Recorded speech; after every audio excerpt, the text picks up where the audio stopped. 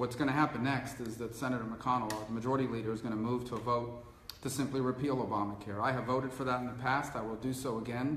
I believe Obamacare is broken. I believe it's bad for our country. And by the way, I've been reading, and I don't have the time this morning to go into great detail, but I read some of these editorials from some of these newspapers, including a couple out of Florida.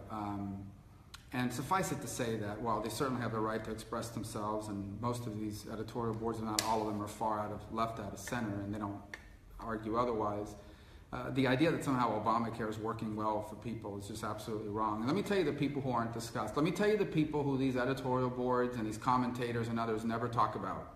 They don't talk about the people that are 31, 32, 33 years old. They're working hard, but they don't have insurance. And so they have to pay astronomical figures in premiums. And even if they are getting the subsidy under Obamacare, their co-payments are so high that the things they need health care for the most part, aren't even covered. In many of these cases, these people have $5,000, $10,000 deductibles, and they're completely uninsured, so they're paying high premiums.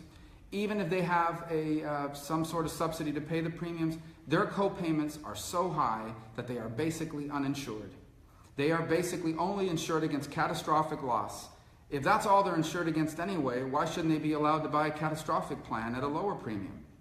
But again, they're not out there, they don't have an organization to protest, and they certainly don't have the assistance of some of these commentators. They're the forgotten people in this debate.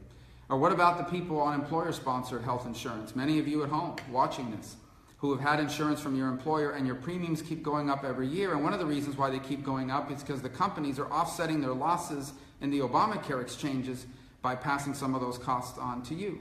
How about them? They're not represented. Or what about the fact that Medicaid, as it is currently structured, is unsustainable in the long term?